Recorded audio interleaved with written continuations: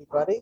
And today we are joined by two distinguished contributors, Guido Giacomo Preparata and Timothy Sean Quinn. We're going to discuss Ernst Junger, a figure not particularly well known in the English-speaking world, but one of literary prominence in Europe, particularly in the German tradition, and a person who has significant influence on subsequent figures, such as George Bataille, for example, comes to mind as one example, but there are others could be adduced. But I guess we're going to begin just sort of procedurally, and I guess it's a toss-up as to which one of you guys wants to go first in terms of just saying personally the significance of Junger for you. So perhaps Guido, you could start since you are all the way. Yeah, I would like. I'd actually. I have a question, and probably Timothy can help me with. I was asking myself also why Junger isn't really. He hasn't been passed through customs as other former Nazis have in American discourse, in American academia. Mm-hmm. So we know how stringent and how unforgiving and very strict the censorship is when it comes to Nazism. And as we all know, we know how it is. You can't talk about this. You can talk about you got to be very careful around this argument. However, from that gang in American academia, you're allowed, and it's okay. And Timothy can probably explain how that works, because for me it wasn't exactly clear. It wasn't my field, and I ventured it from a different corner of American academia in my day. But it's okay to talk about Schmidt. It's okay to talk about Heidegger. Those are perfectly okay, I think, and Timothy will explain. But for some reason, Junger, no. So, and we can get into Junger. Could you tell me, Timothy, why do you think it was kosher to mention Schmidt and Heidegger, who one way or another were compromised? They can tell whatever they want. Schmidt says that he was forced into it, and I don't know what Heidegger said, but those two are okay. But Junger somehow didn't pass through the mesh. Why do you think? I don't know. It's a very good question. It's a puzzling question. I know. Let me just ramble for a bit. I recall when I was in college in the early 70s, Heidegger was becoming increasingly popular, especially as it turns out in Catholic universities in the United States. I think largely owing to the influence of theologians like Karl Rahner, who were influenced, of course, by Heidegger. So as an undergraduate, I took a course in Being in Time. Undergraduates should never read that book. I transferred at a certain point to another university. A professor there, the Heidegger scholar, saw me reading it before class in my senior year. He said, "Do you know German?" I said, "Well, I'm learning it now." And he said, "Put it down and don't read it until you know German." Turns out I think he was absolutely correct. In any event, Heidegger, for a while, of course, this has ended now with the publication of the Schwarzehefte, the Black Notebooks. Heidegger enjoyed some celebrity in American academic circles. Also, the extent to which Heidegger was connected with the rise of postmodernism in general, both left and right. He was an influence on Derrida and such.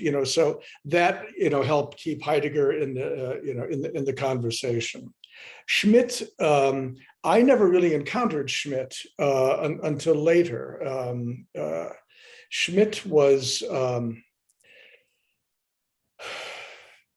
in some programs that I'm trying to think of one, perhaps, for example, at the New School for Social Research, where you had this German Jewish emigre faculty Hannah Arendt and others, so they knew about Schmidt, they knew Schmidt. And so you could learn something about Schmidt there, but otherwise he really wasn't much in the discussion in university philosophy programs. I think that might have been different with regard to certain political science programs. For example, when I came here to Xavier 36 years ago, the chair of the poli-sci department here was a Schmidt scholar. But in philosophy, he didn't really have much pull. It might be a clue as to why, because the extent to which disciplinary boundaries are Yes. respected in academia may ramify for why Junger hasn't gotten much traction. Well, Has, can be served because of his, I imagine principally because of his theories of sovereignty, or the exception that we now are sort of resurfacing because of Agamben's usage of Schmidt. right.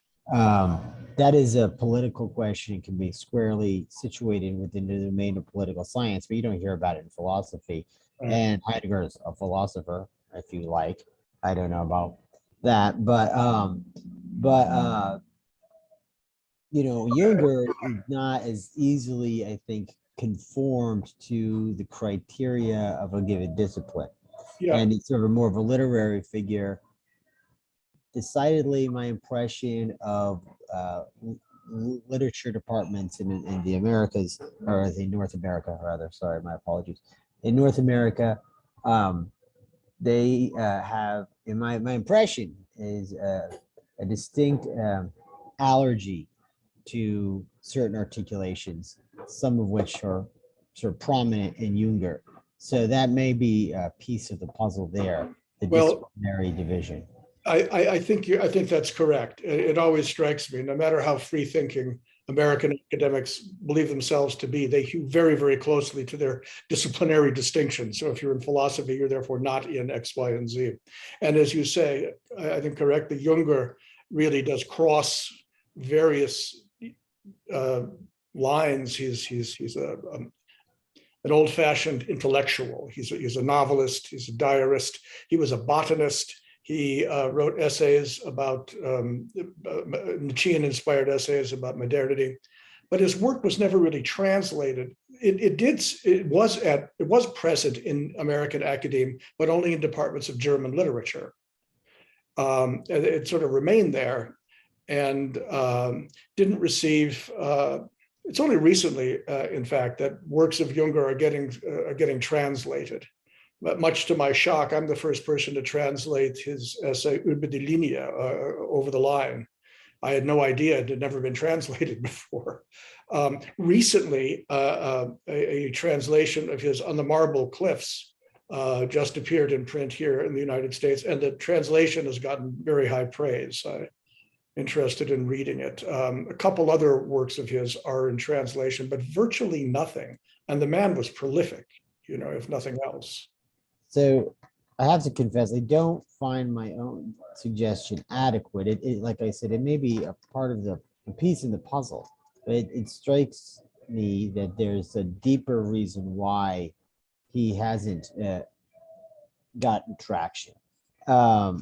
Maybe I am scarcely familiar with him, but the impression I derive is that he was his idiom was of a spiritual or mythic nature, and it doesn't conform at its aesthetic root with what can be situated in a lot of American speech and ideation. Sure. You could set Junger against Hemingway, Yeah. and a figure who dealt in a very different way with very similar themes. But you could see there's a kind of I need a better word than spiritual, but there's like a cultural tension there in terms of how they are exploring and disclosing, sketching the world. That may just be at odds with the American palette. I mean, Yeah, what do you I think think? that's right. I would agree. I mean, he writes in even in his essays in a very elusive way. So elusive, sometimes it's difficult to track down what it is precisely he's alluding to. He's literary moments, historical moments. As you said, there's a kind of mythos that he's trying to embody in his prose, and it's very foreign to the American spirit. What do you think, Guido? What are Yeah. your senses in terms of? As I've argued in the book I dedicated to the chapter dedicated to these ones, I call them postmoderns of the right. For me, I mean, of all these former Nazis, and Junger was Nazi, but he was a sophisticated one. He kept his distance from the Nazi party, all of whom he knew very well. And because he considered them, I think, coarse, but he was solidly in that camp. I think and in terms of talent, compared to the other two, Schmidt and Heidegger, there is absolutely no comparison. I mean, Junger was, for me, and Timothy was mentioning about learning German. I still am. When I read that crowd, there's another one of their associates is I don't know if both of you came across him, is Gerhard Nebel, the one who wrote about the insectification of.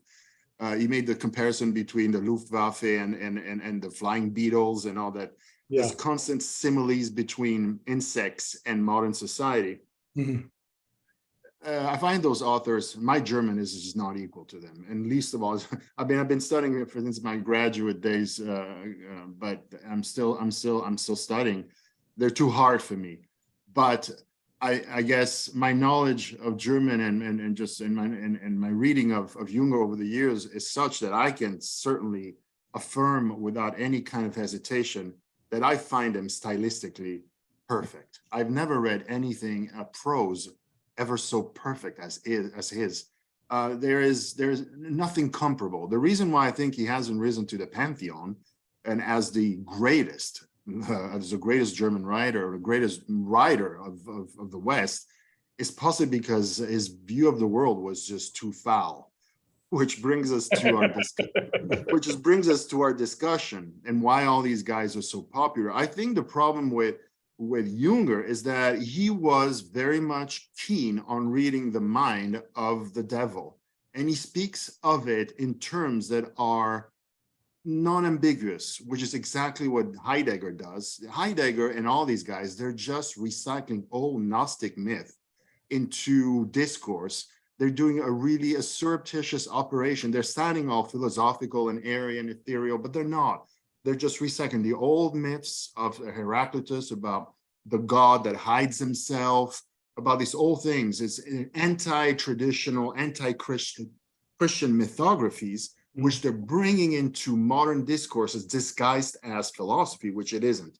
And so this is why Foucault and all these others and Derrida and all this bunch of corrupt Frenchmen, which were adopted enthusiastically by the even more corrupt Californian intelligentsia who launched into them into stardom at the end of the 70s or whatever that was, comes from that, because they were recycling a dark gospel with practically, it was a celebration of the dark side without calling it as such, but it could be done elusively. With Junger, he doesn't do that at all. He says himself, I'm not a Christian, which doesn't mean I am anti-Christian. In fact, he converted to Catholicism, possibly because he's afraid of meeting St. Peter's, St. Peter shortly before dying at 101 years.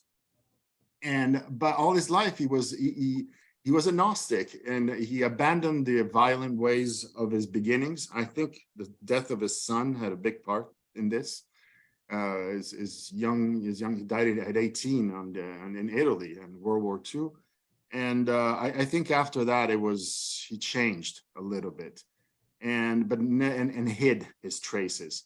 But I think he attacks the problem of evil head on. He speaks of titanic gods. He speaks of the mind of evil. He does it in these really explicit terms, which I think people don't want that. right? They want to, they don't want to, in our society, it's a religious viewpoint.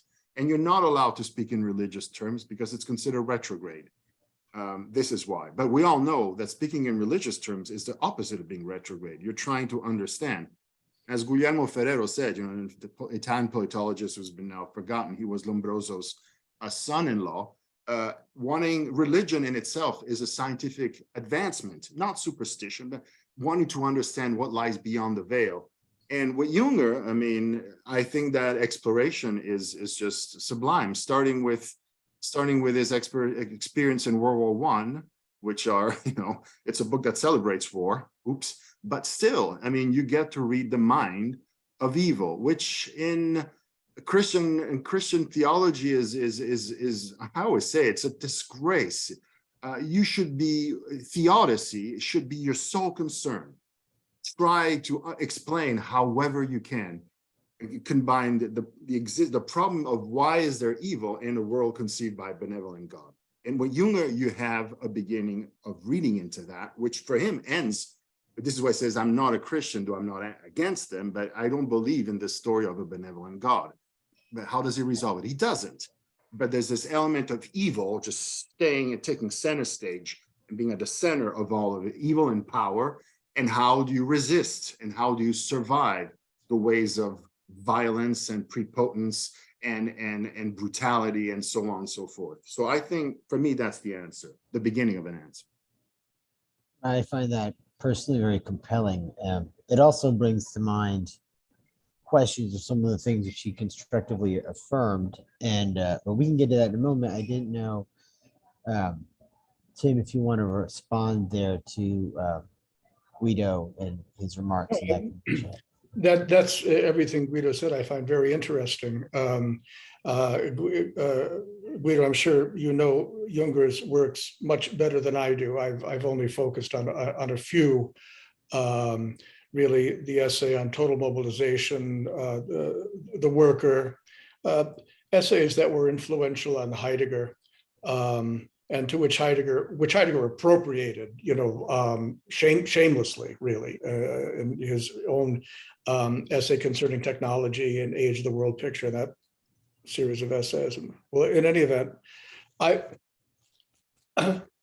not wishing to contradict anything Guido said, my approach to Junger is through a slightly different avenue, not through the avenue of theology and the question of theodicy, but really, with regard to his Nietzscheanism and his anti-modernity, which is sort of what got me interested in him in the first place. Why is it? It's a really simple-minded question I had years ago. Why is it that writers from both the right and the left in that period, the first half of the 20th century and later, absolutely opposed to the direction that modernity has taken, especially with regard to the technologization of society? You read Junger's The Worker, you read Adorno's Magna Moralia, and they are akin, you know, spiritually on a certain level. And I was fascinated by that, you know, and how Heidegger played into all of that. So with that in mind, the essays I was attending to were the one in Junger, were the ones that were most influenced by his Nietzscheanism, for which I think he was prepared. I'm thinking of Kissiel's biography of Junger, by this youthful romanticism, and especially romanticism about war. You know, right before World War I broke out, he was prepared to join the French Foreign Legion. And then, you know, thankfully, from his point of view, war broke out and he didn't have to go to Africa anymore, you know. He had this romantic idea of the warrior, which he found totally compromised, actually totally effaced by the combat of World War I, hence his Storm of Steel book, you know, and his other books about that war. But he, that kind of romanticism matches in a way Nietzsche's romanticism, a certain longing for an earlier age, which for Nietzsche was the Greek, but for many Germans was the Holy Roman Empire, as it turns out, which, you know, to disastrous effect, of course, in the 1920s, you know, Nazis and Hitler especially tapped into that body of imagery and rhetoric, and Junger was with them on this. So, I was interested in Junger's thoughts about nihilism, and then in Heidegger's response to Junger's take on Nietzschean nihilism, which travels the same terrain as the question of evil, obviously. But Junger himself indicates that there's a difference between nihilism and evil. There are distinctions that have to be drawn within this. But I'm not certain. This is my own thought. I wonder whether Junger can really maintain the distinctions he wishes to draw in some of his earlier writings between nihilism and evil, because they seem to collapse into one another at a certain point. But in any event, so that's sort of my response to Guido. I'm just adding by way of addition, right, his perspective. The use of Nietzsche. I'm not competent to add much on this score. I just wonder if we could introduce the term of his relationship with technology as something which could maybe mediate those ambiguities. As I understood your reading in the essay you included or sent to me, Guido, he saw technicization as part of a process itself somewhat religious in character, right? I think this comes up in Total Mobilization, right? The idea that there's a cool spirit behind the development of technologies in the current age, which is transforming the nature of human being. And as to whether or not, so how does that connect with the question of evil?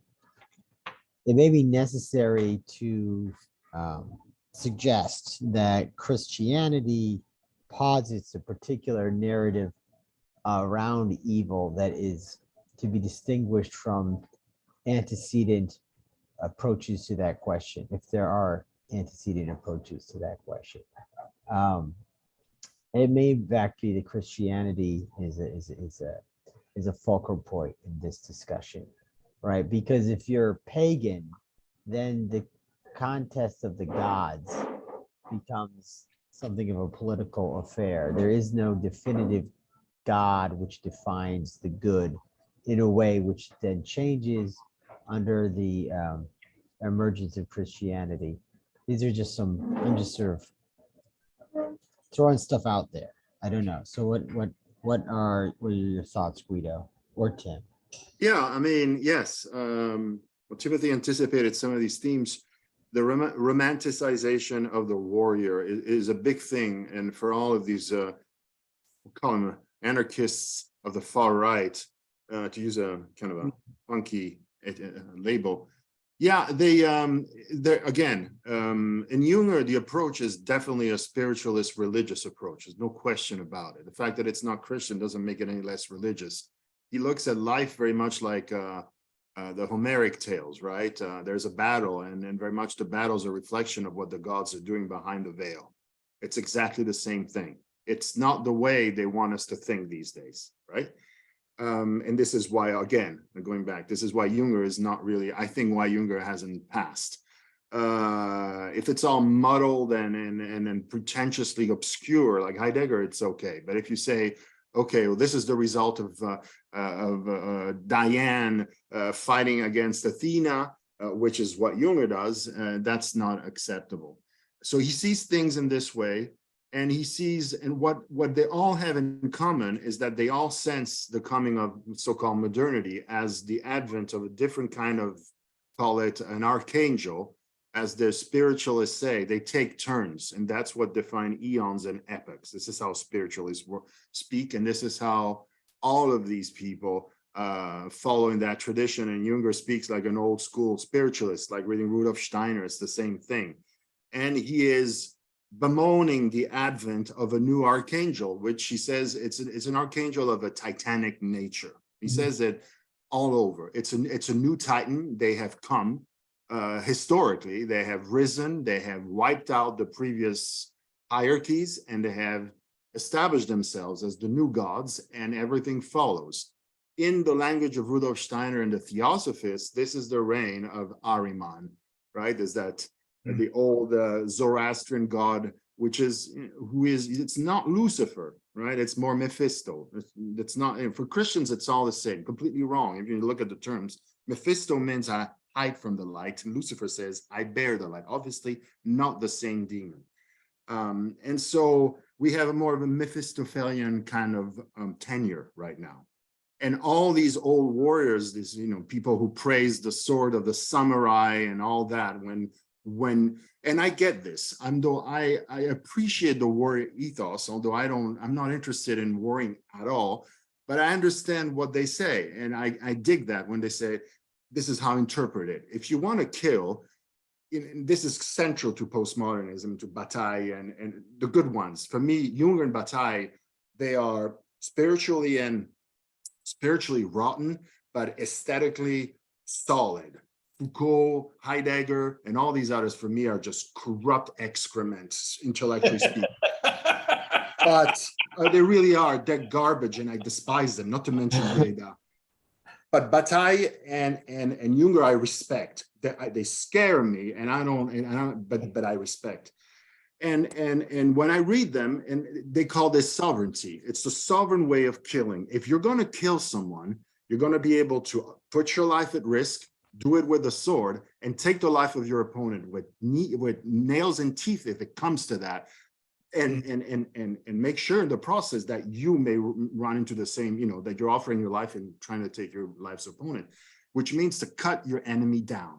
This is the way to kill, and this is the sovereign way to kill. This is the sovereign way to execute, and all that. It's funny, in Discipline and Punish of Foucault opens with the, you remember, right, the famous scene of the killing of the regicide Damien. You find it also in Junger, because the torturous, the protocol of the torture is so horrendous. But what people don't understand, and how students are misled when you read Foucault, they don't make them understand that Foucault is lamenting the old sovereign way of killing. Lethal injection is a modern, disgraceful way of killing. In the old day, you had to see all of it. The cutting of the flesh, the laceration of the flesh, the bleeding, essential. When the life went, you had to see it all in all of its horror or its beauty, however you want to put it. The secretion, the excrement, everything. That's what it meant to kill. These guys are lamenting that this approach to death, this embracing death, and this is why I think that his essay on pain by Junger is an extraordinary piece. Über den Schmerz or something like that.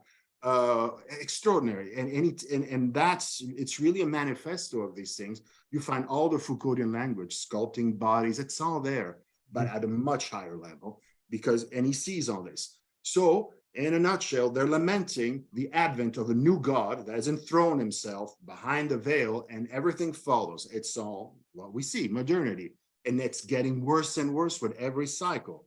The technicization, it began with all of this century, 150 years ago, but now we see it, right?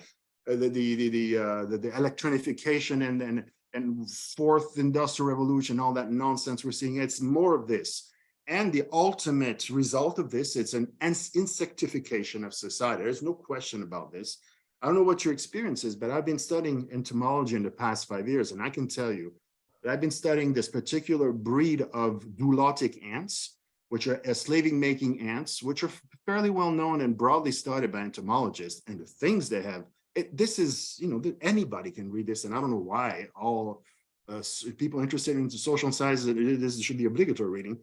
You look at it, their patterns and the templates of invasion of nests and their hierarchies and how they're organized. It's extraordinary.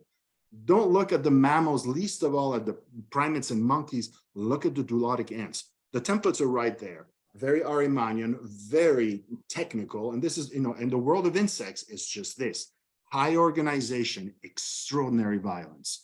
And these people are just lamenting the passing of the sovereign ways, which were still very violent. And Junger says this in his essay on pain. when the good old priests were mortifying their flesh and wearing all those chains with the hooks in them and all of that, it was not crazy. Nowadays we look at all this stuff and going, oh my God, but no, he says it had meaning. It was a preparation, was a discipline to the habituation to the discipline of pain, which is the dominant note of life.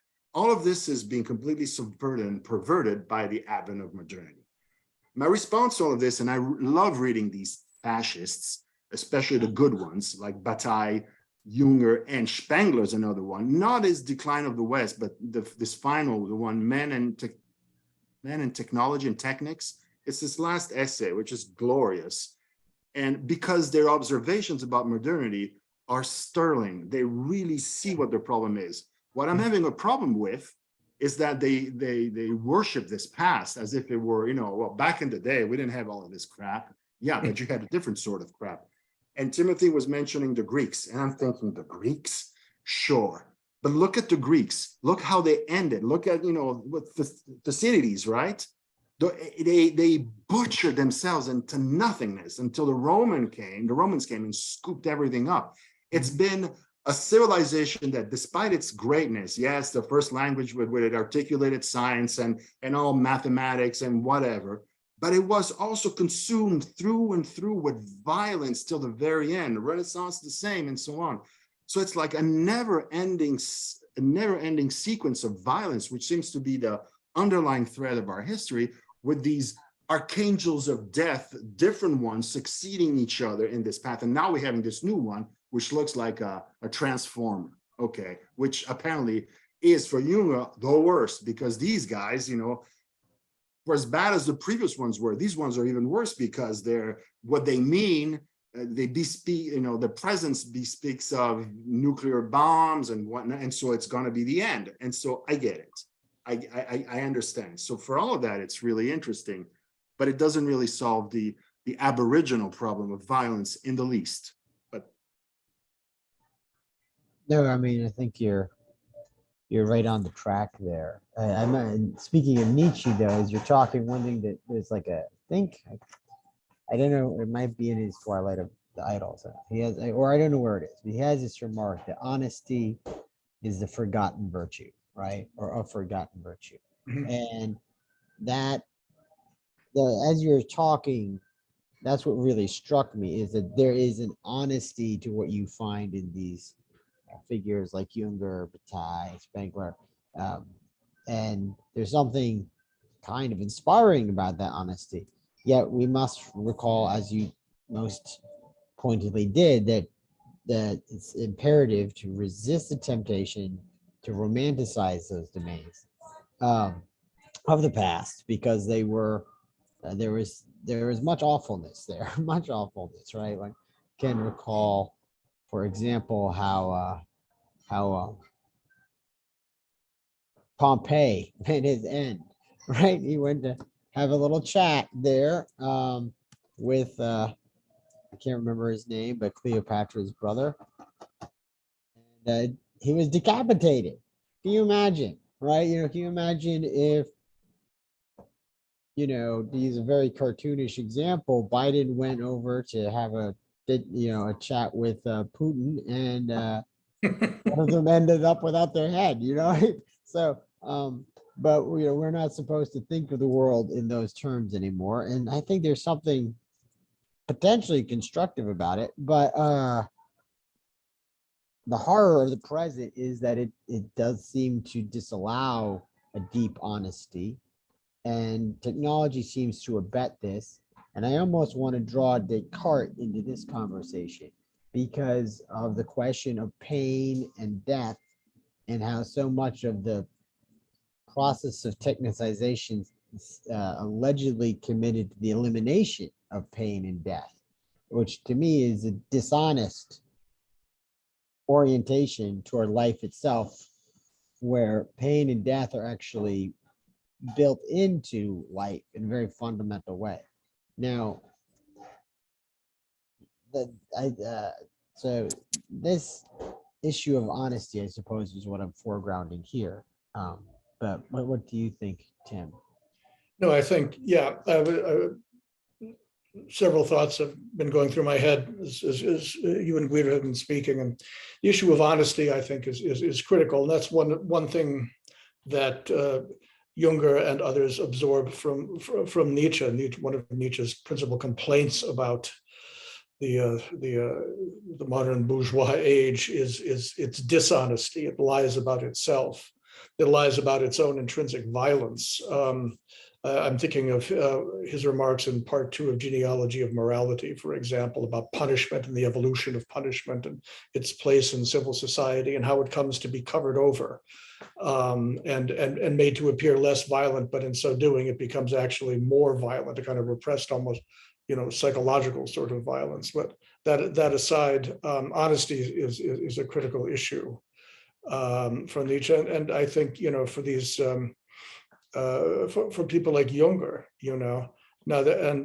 so yes, I agree. Honesty about the character of modernity is central. Technology, as I understand it from Junger, part of Junger's problem is that technology helps us distance ourselves from the violence that comes to be committed.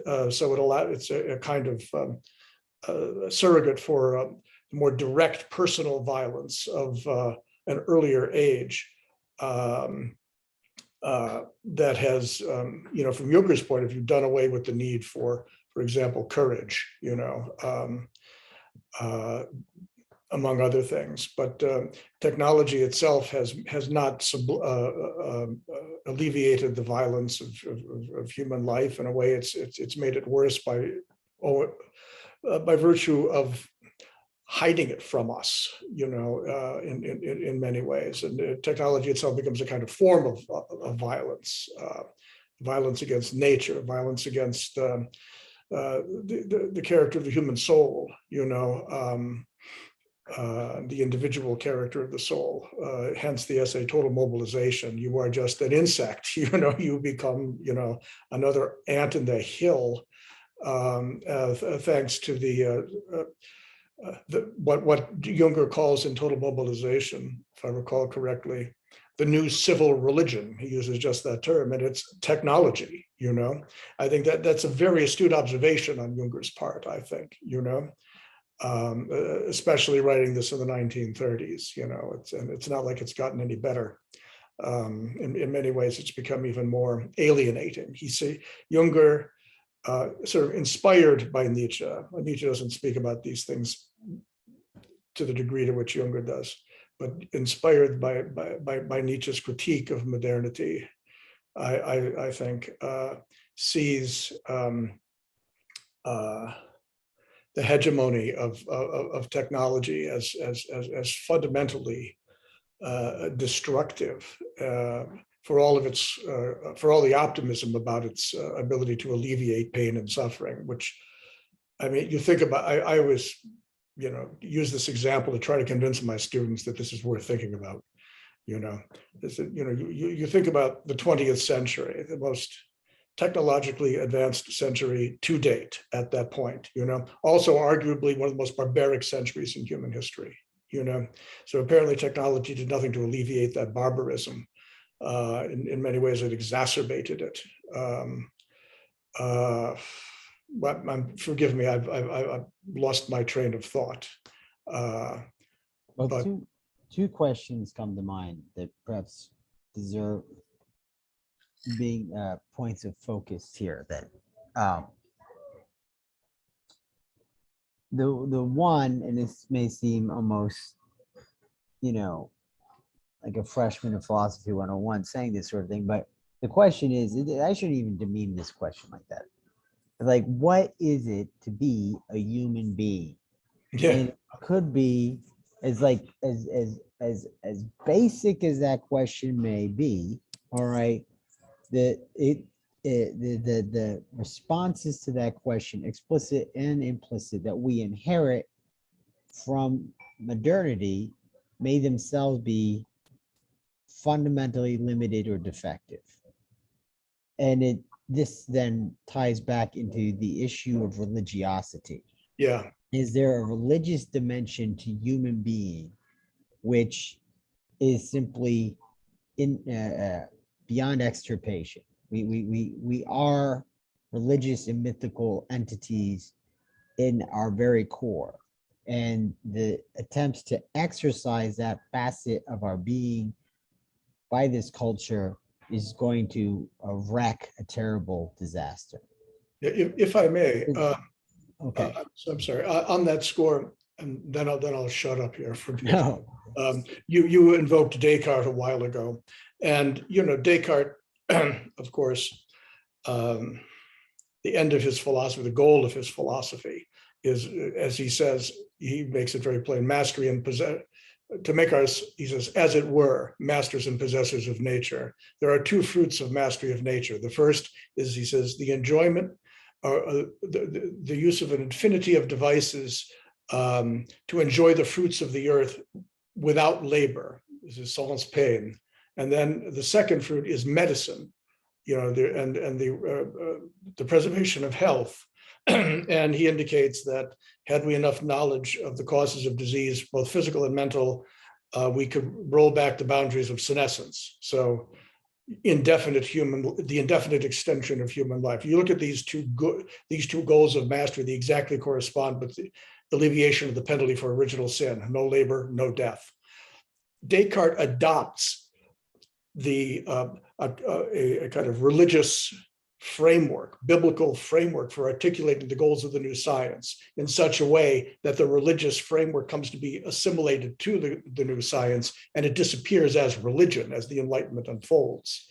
That suggests that it becomes, as Hegel would say, sublated. It's still at work. It's still at work in human souls, hence the tensions within modernity that can't be satisfied or even addressed given the extent to which, well, modern natural science and technology have become the new civil religion, but in ways that don't answer the deepest longings of human souls. I think Junger sees that issue. Eros and poetry, he says, are the things that will help restore us. So this is then like we're living under, so I want to translate that into the language of Junger as suggested by Guido, like that we are now under the dispensation of a different archangel, if you like, or age, right? And then like I am disposed to ask the question of how to relate, how to potentially defy this new angel or demon or what have you. And then like the second question, I don't want to lose track of this question, is the issue of aboriginal violence, which is looming and in the background.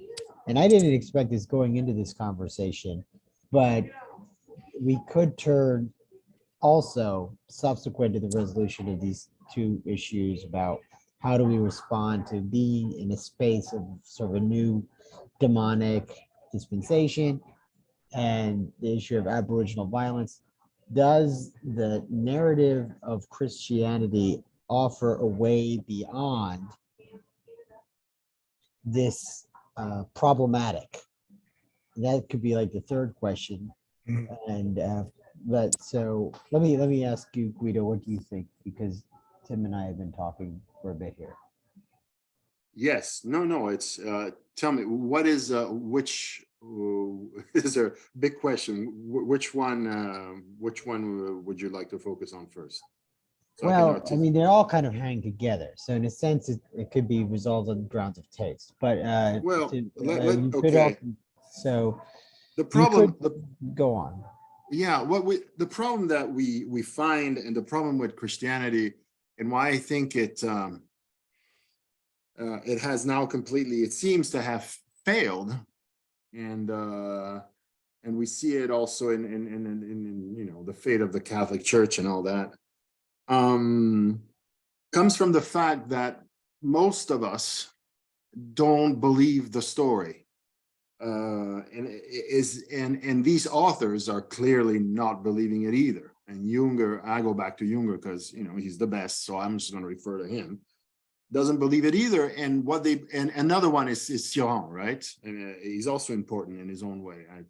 And what they believe in is the demiurge, which is an old Gnostic story, where of course it's going back to Theodicy. It's the story of the benevolent God who's present is absolutely not the case. It's actually the benevolent God or whatever, or the God is on a business trip somewhere, sending postcards, as I put in one of these, in a commentary to a Grimm fable that I recently wrote, and everything is left in the hands of a regent, which is the demiurge, which is this cockeyed and cock up type of God, making this really botched up, imperfect planet we're living on. And everything comes from the fact that he is just a second-rate architect who's just put this thing together, which is okay. It's not bad. It's divine. I mean, it's made in heaven, but it's also very made in China for a lot of other things. It's just it's very bad quality. And so, and this is very much the Junger thing. It's all of them. It's just we are, and in the Gospels you find this too. You know, Ellul, the French sociologist, said that, and he said there's that passage in the Gospel which is very eloquent and nobody cites, and that's when the devil offers to Jesus. He takes him in the desert and says, "Do you want this? You want that? See all those kingdoms, and it's all yours if you kneel." And Christ, of course, says no thanks. But the interesting aspect of the story is that he doesn't say no, it's not yours. He says no thanks, which means I know it's yours. And so Ellul says, well, did you read it? Did you catch that? It is saying in the Gospels that God is not in charge of the world at all. It's all these people that we are made to revile, the ones that lend themselves to the show and to the hate show for the dissidents, the George Soroses, the Bill Gateses, and whatever, or the Schwabs. But those behind them and all of that, those people are in charge, or those behind them, but it has nothing to do with God. Hence all the story of Junger's The Treaty of the Rebel and The Way of the Brushwood, and all these little treatises he wrote after in his second incarnation about how to live in this world without compromising your morals. And he doesn't really solve it. And there's this novel, one of the last novels, which is phenomenal, Elmisville, about this cupper of the gods who lives with this tyrant, the Condor. And it's a story about this coup d'etat that's about to happen, and the whole story about how the Condor navigates in this conspiratorial. It's along the line of Heliopolis, but even I was even more dazzled by this thing. I mean, Junger is just extraordinary. And it's about that, you know, find a place, a space. It's mostly an imaginary space in your heart where you're going to reside as the gods, a cupbearer. And he calls that the anarch, not the anarchist, the anarch, somebody who doesn't participate in the obscenity of power, but has to, but you know, there's no escape from it. So you take a position where you're compromised, but not really compromised.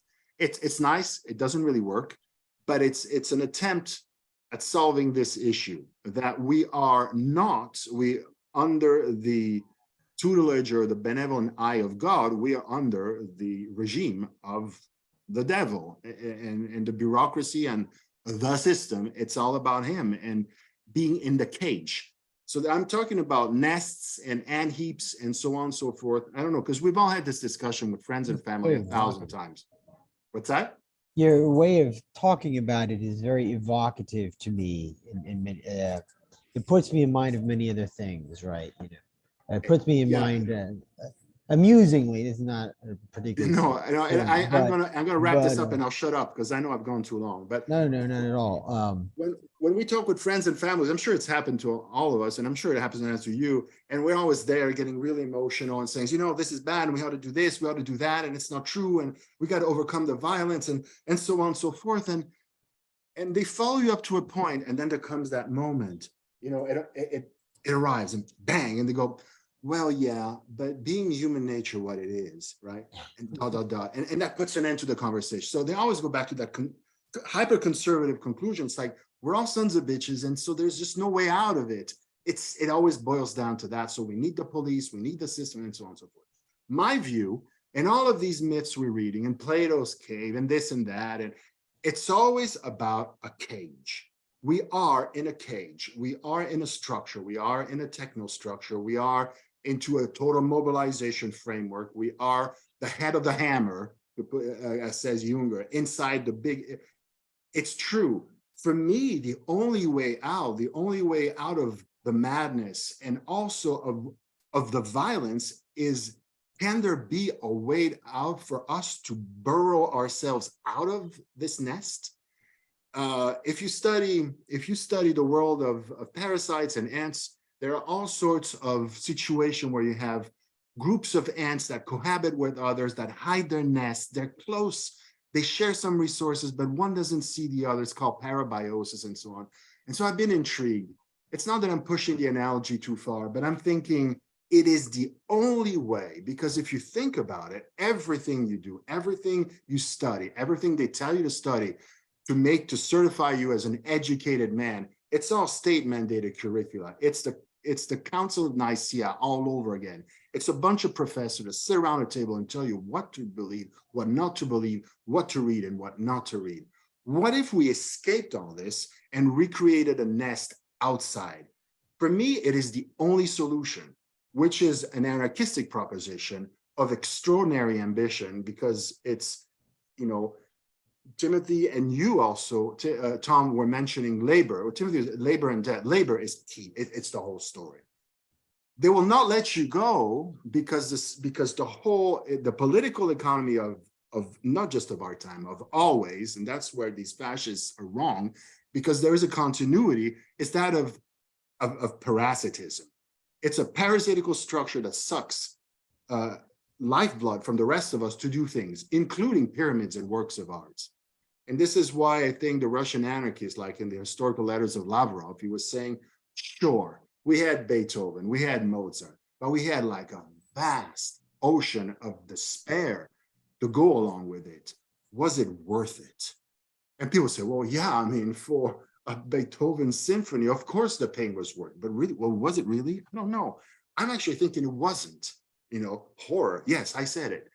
So if we want to have the symphonies without the pain, we have to think of a life outside the parasitical cage-like ant heap, where labor has to be completely revolutionized, and where we can escape the clutches of the state, because the state is not going to let us go, because we're the sustenance. So I have, and I'm finishing with this, I talk with all these folks in theosophy as well, because Rudolf Steiner had all sorts of ideas about this new system. He calls it the threefolding way, and it's beautiful. And it's about the physiology of a community, how it should be. And they're all really, these people are really sweet. And I think it's going to happen by a peaceful transformation. And the centerpiece of this organization, which is an idea key to a lot of social thinking, of social revolution, is that of having a monetary system based on perishable money, right? Which is a revolutionary concept, money that dies, which, you know, no interest and so on. And it's about making all of us wealthy. So we don't have to labor anymore. With 2 hours of labor a day, we're all fed, and we can nurture our soul and listen to whatever music and do all sorts of stupid things and enjoy life. That's the key. Do you think that the state is going to let you build a threefolding system with perishable money like this tomorrow, even if you were capable of doing it? Never. It's going to send the cops, it's going to send the financial police, which we have in here in Italy and so on, and declare that you are delinquent who are forging the currency. It's going to destroy you, because it cannot afford it. If you touch some of those key elements of the parasitical structure of our system, which is always the same, you're in trouble. So for me, the problem is not so much this and the other, is can we do this without having to think that one day when we will want to break out of the cage, we're going to have to put our helmets on and prepare to fight, because that scares me. All the more so it's a fight we can't win, because the forces, the antagonistic forces are way too strong. They'll just destroy you in a heartbeat. But I don't know. That's where, for me, all the tension is, and I don't see how it's going to happen unless it's going to be a turmoil or an upheaval of some kind. But those are the things that I think about. Well, I don't know like where to go from there because there's so much in terms of what you said. You sort of moved there. When I was initially listening to what you were saying, uh, you were talking about Junger's notion of the anarch, the sort of cupbearer, right? Always makes me think of Ganymede, who stands in Yeah, for Aquarius, actually, right? This is the age of Aquarius, apparently.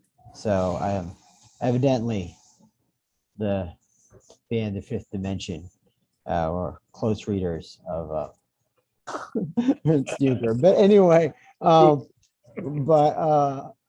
I also was struck by the resonance of Junger's suggestion there, and this is probably just an accident, of the story of Joseph biblically, who finds himself as the advisor to the Pharaoh. It's not exactly the same thing, but these are just sort of throwaway reflections. You then move on to far more important considerations than that of simple similarities. I have my thoughts, but I should ask Tim first to, what his thoughts are there in response to Guido. Well, it's something I've been thinking about for quite a while. And it seems that certain structures and certain institutional frames have become so entrenched that perhaps it will require a catastrophe of some sort to allow for some breakthrough. This is my great fear, but I'm at a loss to see what else could actually inaugurate meaningful change. Otherwise, we're just rearranging the deck chairs on the Titanic, so to speak. What I see in the contemporary American university, a slow collapse of the existing model, which might take, well, I think the collapse will accelerate over the next decade, actually. That will force a dramatic rethinking of what we mean by education, higher education in particular, and for whom it's appropriate and what it's about. The current system is failing, and it's evident to everybody. A catastrophe like that, the collapse, when universities start closing, when they start failing financially, which has been happening.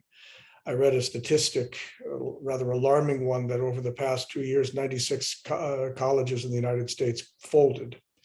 Now, I'm sure one phenomenon we have here in the United States is very different from the situation in Europe, is we have a plethora of colleges and universities. We have, in a way, too many colleges and universities. And so it's no surprise that many of them are just, collapsing under the weight of their enormous debt.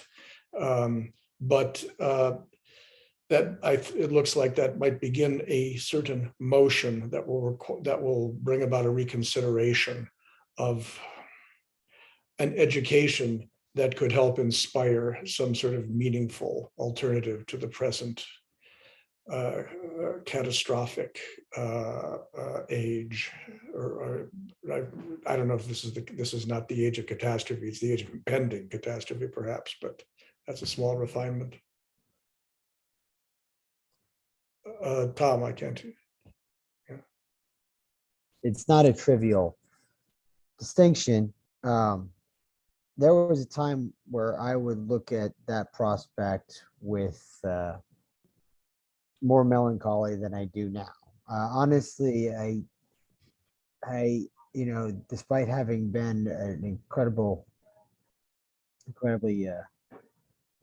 the beneficiary of academia, a person who has many sort of academic inclinations in their personality, I now see it as so inextricably connected to oppressive structures that its dissolution to me is very potentially a space within which a more rejuvenating cultural possibility will assert itself. And that is where people once again relay and teach in relationship as opposed to in an institution. I think hand in glove with the dissolution of university structures, you also will see uh, increasing contest over the issue of public schooling in general. And I think we've begun to see, like, one of the implications of the past 3 or 4 years is that the public schools are one of the chief corridors through which the state, in one way or the other, strives to impose its valuation upon the lives of individual people and families, right? So the family and the family's relationship with it, it's crazy that I'm talking like this, right? Because I'm an anarchist. I'm a person of the radical left. I'm a person who's in many ways critical of much which is ostensibly called traditional, but it seems that the dissolution of these structures will then designate these spaces as the spaces from which truly emancipatory possibilities will unfold. But it's then not going to be all rainbows and unicorns. There is going to be conflict, serious conflict. And, I would prefer a slow decline, something like the eventual collapse of the Ottoman Empire, and a gradual transition. But perhaps something like a break is inevitable. And we have to be aware of how to receive that possibility. And then, Guido, you had, this remark about having a space within your own heart. And that is where the hope resides, is in one's own heart, to say, well, this is how I'm going to live. And, devil take the hindmost. I don't care. This is it, right? I'm going to live as if this is the way the world is. And you have to then sort of be willing to take up the cross, which is that decision. What does that mean concretely? Yeah, I think that the answers on a concrete term sort of are dependent on the life of the individual, right? Intentional community, one way or the other, is part of that answer. But it's difficult to just frame it like that, because you can't just have a city on the hill. That doesn't connect deeply with our sense of relationship with the broader human species. And so I find even that, while part of the answer, not yet satisfactory. Of course, perhaps what is satisfactory may be beyond what can be articulated. Here's a silly but sort of, I think, accurate response to the current situation in academia in the United States. I had a professor many years ago. It was at NYU, and the professor once said, I think I'm going to quit. And we said, oh, really? And what are you going to do then? And he said, well, I'm going to put a notice in the New York Times that I'll lecture on, no, I'll have a conversation. He wasn't going to lecture anybody. I'll have a conversation about Plato with anybody who's interested. Meet me at such and such a time at the information booth in Grand Central Station. I think that man was onto something.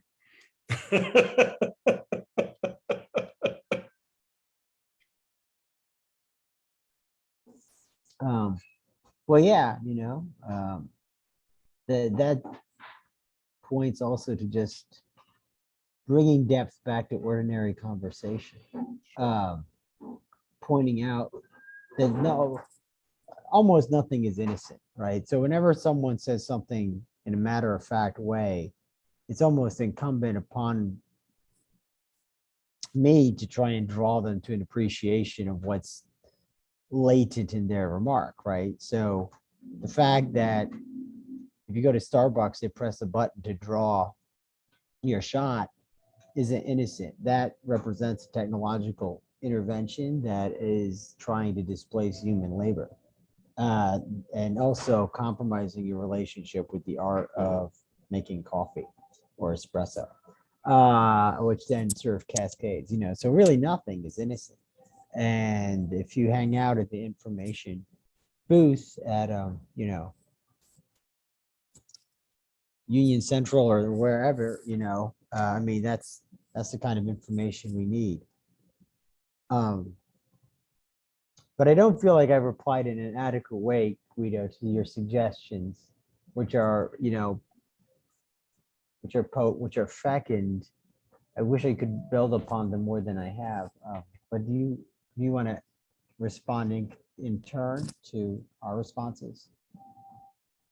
No, I know it's complicated. I mean, when I put out that book on the one where against postmodernism, so some of the people who read it says, that's great, but and I've been hearing this a lot, and it says, but what do we do? What do you? It's not what do we do. Yes, it's what do we do, but it's like you talk, you criticize, but suggest something, and we have got to get organized. I mean, and do something about it. That's for sure. We all, the malaise is felt. We know that this is not the way we ought to be living together. And in the end, it's there's enough of us who agree. And actually, I think we're a lot more than what we think, especially now, after all of these years, especially the late COVID and crisis. I still don't really understand exactly what happened in those 2 years. I wish I did, but we all understood enough to know that, it's only getting worse in every sense of the way, along with everything else. The way we eat, the way, the wealth is distributed, the way we live, everything's wrong. I mean, it's wrong. It's just like the body is sick. So what do we do? And yeah, not rearranging things on the Titanic. It's just, I really like that image, but because, the boat is going down, and it's for sure. And, but, save ourselves from the ship. And this is what we're trying to do here in Italy and in other parts of Europe and also in the States. I mean, we're talking, if we're going to have to do something, it's going to be on a very small scale, one little community at a time, and see if we can create clusters. We're self-sufficient when we can reestablish and plant those ways of doing things that are more wholesome, that everybody sees to know. You get, and it's, part of the extraordinary thing is that yeah. a lot of this is by a crude, like one of the things that drives me crazy is standardized testing. In fact, one of the reasons I never ended up going to graduate school is because I refused to take the GRE principle. And the thing that struck me about the whole matter is that everybody knows that standardized testing is a scam. I was hard pressed to ever find one person to apologize for standardized testing. It was I think I found one person who tried to mount a good faith argument in its favor, and that's probably not very possibly having sought out hundreds of people, really, like just in terms of casual interaction, but minimally dozens, right? And so it's like this open secret. We've got this thing, and we all know it's bunk, but this is what you got to do anyway, right? So this is where transgression is fundamental, because the answer is straightforward. Just meet people on their own terms. And so you mentioned perishable currency. It's complicated. I think it's complicated, but one insight of that tactic is the need to sort of become regrounded in actuality and in what's really going on with food, right? And the character of the terrain in which we find ourselves is transient, right? Goods perish, right? Money gives us illusion of immortality that might be connected in a deep way to the issues of the present. Not that money is a new thing by any stretch of the imagination. So, Sure. the implication in my remark is establishing a new and more vital relationship with food, whether that means, but obviously it's not just a question of like growing your own food. So that's nice as far as it goes, but let's Yeah, be but I mean, honest. when you Yeah. get, I don't know what if this has happened to you, but I'm sure it has. Whenever you gather with people in these groups that want, dissidents or people want to do things, and you got a collection of folks, and you have the green bio folks, and the apiculturalists, and they all have their own controversies, and it's like everybody knows what has to be done.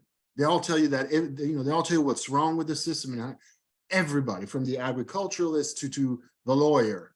And so, well, great. Well, then begin to build a nest anew on virgin ground outside the cage. You've got to try. That's it. And then let's see if we can, because we got our own limitations to fight against, because a lot of things we think we know, but maybe we still don't really know how to do them well. But this is where one should start, I think. I guess I would only suggest a qualification that we have to do that, but it seems that we have to do it inside the cage and not outside of the cage. Well, just fly Then- under the radar, and see if you can pull it off. However you want to do it, that's fine. Well, it's that what I'm expressing is the notion that living by example within the same space as people who are yet entranced by the spectacle can perhaps encourage their participation in the undoing of the spectacle. It's possible. And for the time you'll have to do that, you'll have to give to Caesar, his coin, and fine, pay taxes on whatever because the state that's what it's there for. It's there to suck blood, and let it suck. But in the meantime, let's try to see if we can propose a model, and if it works, it will catch on, because people are going to go, oh, well, yeah, and then. But I doubt it will be as peaceful as that. But it's wishful No. thinking. I don't, yeah, so we should probably start to wrap things up. So let me ask you guys if you have any, respectively, maybe some concluding remarks. Do you have any further concluding remarks, maybe, Guido? One last thing about what you said about standardized tests. I don't know about the GRE. Definitely remember the GRE, but standardized testing, I know from my experience in teaching younger kids, it's horrifying. And what it does, it has to do with teaching math, for instance, which is everybody should be able to do math, but they don't want it that way. And what standardized tests is doing at a lower level is to identify people who have facility with numbers, and that's the only ones in which the system is interested in. All the other ones can go to hell. Have you noticed that? So they want to identify, it's basically 10% in a classroom who have facility with numbers, and that's what those tests are for. And those are the smart ones, and the other ones, they make you feel stupid. And it's the same, even in countries that don't have standardized tests, but the approach to math is the same. And the message of the system is clear. They want people that are good with numbers because they enhance technologies that are sustaining for the parasitical exploitation of the system. That's the one they want. So they say that they're interested in the humanities and the arts. We know it's not true. And that thing, the standardized testing, is there for that. They don't want people to understand math. They only want those 10% who instinctively are good at numbers. So and you may say, okay, well, fine, it's not really, okay, sure, not that interesting. Oh no, it is very interesting, because it gives you an idea of how completely rotten and corrupted at the core the notion of knowledge and appreciation of knowledge and beauty and understanding is. This is a system that doesn't want you to understand and appreciate really anything on a systematic basis. And of course, you have a cast of sophisticados that can appreciate whatever they want, but that's not what it's about. It's about the systematic approach to the population in the mobilization of the population, what the standardizing test does. So it's yet one further symptom of this deep physiological crisis of the body system in which we live. Tim, do you have any concluding remarks? Very short. I'm reminded of something that I have used to close my courses at the end of the semester. That they're only, and I think it's germane, especially with regard to the spiritual questions that we have been weaving throughout our conversation this afternoon. There are only two things in the world that are not diminished when shared. One is wisdom, the other is love. We should pursue wisdom and love one another by sharing it. I think is a critical first step. That is, I like that. I like that. I think It's, we'll leave it there. Is that yours, Tim? You came up with that? It was one of my professors decades ago, the late Thomas Proofer. It's Brilliant. good. Good. Very human man. There are only two things in the world which are not Diminished. diminished by sharing. You share a pie, and you eventually you have no pie. You share love and wisdom; they never go away. They're never exhausted. Well, It's good. I like it. I love it. I think we'll leave it there. So thank you both for having Thank you. been on here then. So I will sign off, and you guys have a lovely afternoon. Ciao. Same to you. All the best. Ciao. Bye. Ciao.